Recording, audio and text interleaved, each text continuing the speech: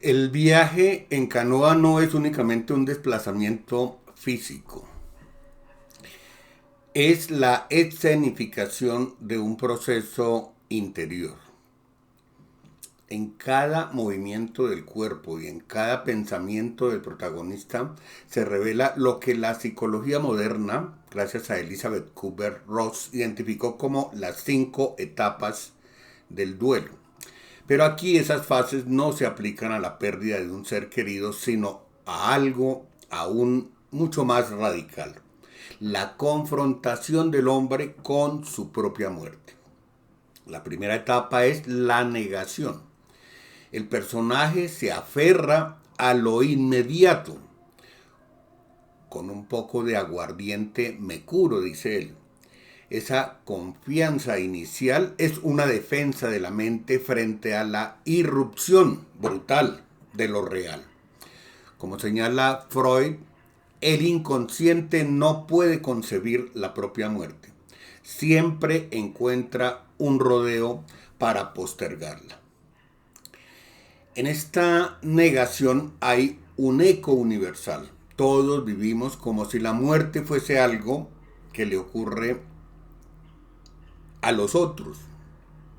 Una segunda instancia es la ira. El dolor lo desgarra y lo lanza a la furia. Se arrastra, maldice, se obliga a remar. Aquí el hombre se enfrenta a la impotencia esencial de la existencia. El enojo no es solo contra el veneno, sino contra el hecho mismo de haber sido arrojado al mundo sin poder controlar su final.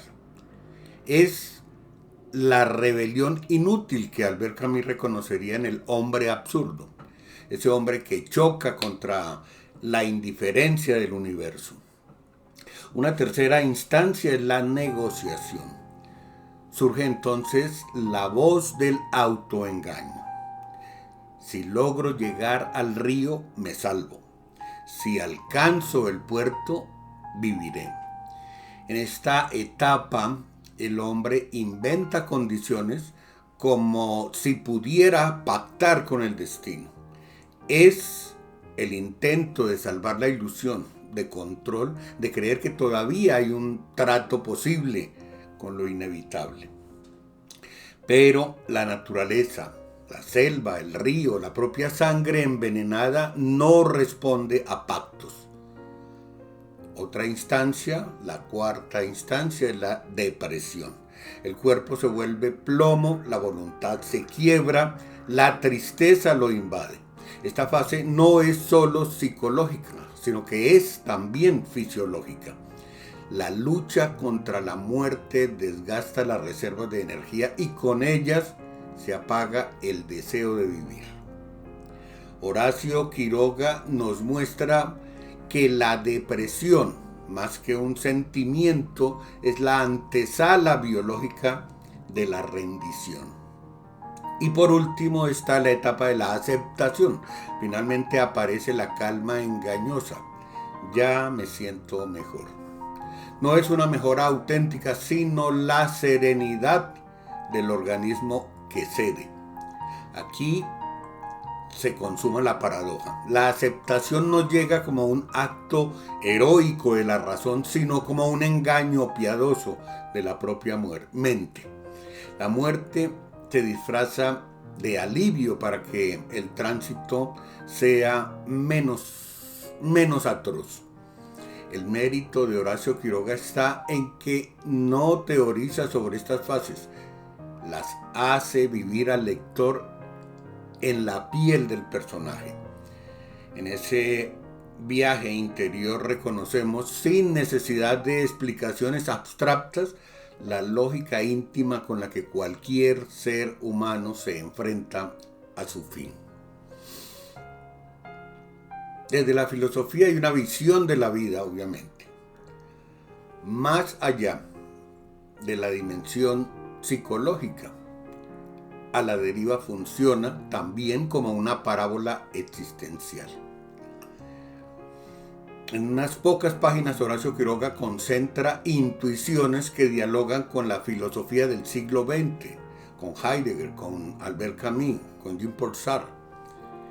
Seres para la muerte, simplemente porque desde que nacemos llevamos la muerte inscrita en nuestro ser. Heidegger dirá que somos Sein und Tode, seres para la muerte. La finitud no es un accidente que nos ocurre, sino la estructura misma de la existencia. La mordedura de la serpiente no hace más que desnudar esa condición. El viaje en canoa entonces es la representación brutal de nuestra vida entera. Un desplazamiento que creemos conducir, pero que en realidad está orientado hacia lo ineludible. La vida es absurda. El hombre de nuestro relato hace todo lo posible por salvarse. Se ata el pie, busca su machete, se sube a la canoa, rema con todas sus fuerzas. Pero nada de eso funciona. Aquí se abre la distancia que Albert Camus llamó el absurdo. El choque entre el deseo humano de sentido y la indiferencia de un mundo que no le ofrece sentido. En el cuento, la voluntad del hombre se estrella contra el silencio implacable del universo. Su esfuerzo titánico carece de respuesta. Y esa inutilidad no es un fallo del protagonista, es la condición misma de la vida. La naturaleza es indiferente. La selva que Quiroga describe no es malvada ni compasiva, es indiferente. El río no es verdugo ni es salvador, es simplemente un cauce. La naturaleza no otorga justicia ni castigo, solo consecuencias. Esa visión se opone a las lecturas románticas de lo natural como refugio o como maestra. En Horacio Quiroga, la naturaleza es un escenario neutral donde la vida y la muerte se consuman sin testigos. Como diría Spinoza, la naturaleza no se ríe ni llora, sino que persevera en su ser. De este modo, la historia mínima de un hombre mordido por una serpiente se convierte en un espejo de nuestra condición más universal. Estamos arrojados a un mundo que no tiene interés en nosotros, obligados a remar contra una corriente que inevitablemente nos arrastra hacia el final. Está ese engaño final y la banalidad del morir. La ilusión del alivio como autoengaño existencial. En términos freudianos, es un ejemplo de la función protectora del principio de placer. El sujeto, ante el dolor intolerable, genera la ficción de alivio para amortiguar el paso a la disolución. No hay aquí una revelación, sino una máscara psicológica que suaviza el umbral. La conciencia ante la nada. Es Heidegger. Desde la filosofía existencial, este instante remite a lo que Heidegger llama Sein zum Tode, ser para la muerte. La muerte es lo más propio, lo más inevitable y lo más intransferible de la existencia. Y sin embargo, el hombre de Horacio Quiroga no llega a esa lucidez radical, no experimenta la muerte como autenticidad, sino como deslizamiento inconsciente hacia la nada. Ese estar mejor no es apertura al ser, sino la negación última de lo inevitable. Es un autoengaño que oculta la verdad de que ya no hay futuro posible. La banalidad del final, Albert Camus, y el absurdo simplemente. Esa es la idea. Albert Camus sostuvo que lo absurdo surge de la tensión entre nuestra necesidad de sentido y la indiferencia del universo. Y el final del cuento encarna precisamente ese absurdo. Después del esfuerzo titánico por sobrevivir, lo que queda no es una epifanía, sino la trivialidad de un cuerpo que se siente momentáneamente aliviado. No hay justicia, no hay revelación, solo la banalidad de una sensación corporal que precede al apagón. La grandeza de la tragedia se diluye en lo cotidiano del organismo, de un organismo que muere. Epicuro nos lo muestra en el drama del morir.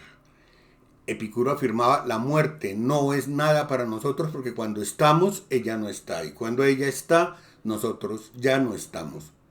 La escena de Horacio Quiroga parece ser una confirmación literaria de ese pensamiento de Epicuro. El hombre no llega a experimentar la muerte como tal, sino que experimenta un alivio engañoso que lo separa de la conciencia de morir. No hay trascendencia, solo interrupción. El drama que proyectamos sobre la muerte es un artificio cultural. La realidad, como muestra el cuento, puede ser dolorosamente banal. La genialidad literaria de Horacio Quiroga precisamente está ahí. El recurso narrativo de Horacio Quiroga es magistral. Reduce lo que en otras tradiciones sería un momento solemne, la buena muerte, la despedida, el gesto heroico, a una frase mínima y corporal.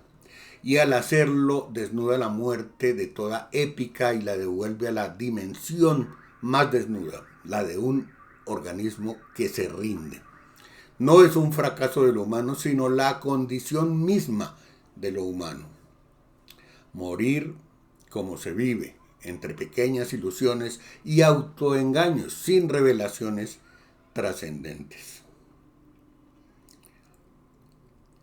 A la deriva, en realidad termina siendo mucho más que un cuento sobre una mordedura de serpiente. Es, en realidad, una parábola de la condición humana. La canoa no es solo un medio de transporte, sino la metáfora de nuestra propia vida. Remamos con todas nuestras fuerzas, convencidos de que elegimos nuestro rumbo, pero en el fondo avanzamos hacia un desenlace ineludible. El relato desnuda la psicología del ser humano frente a su propia extinción, negación, ira, negociación, depresión, aceptación, y al mismo tiempo exhibe la indiferencia de un universo que no interviene, que no se conmueve ni se justifica. Lo que más estremece no es la muerte en sí, sino la manera como ocurre. Sin épica, sin revelación, sin trascendencia. El último pensamiento del hombre es un engaño fisiológico, un espejismo de alivio antes del silencio definitivo. Y aquí Horacio Quiroga alcanza una profundidad filosófica que roza lo existencial. La muerte no es solemne, es banal, no es iluminadora, simplemente es cotidiana. Esa banalidad, sin embargo, es la clave del cuento, porque en esa banalidad se revela lo que somos. Seres que luchan por vivir, que inventan esperanzas y se aferran a ilusiones, aunque el destino ya esté sellado. La canoa avanza sola y nosotros con ella. En esa imagen sencilla y brutal se condensa el drama humano. Vivir es remar hacia la nada creyendo siempre y quizás necesitando creer que ya nos sentimos mejor.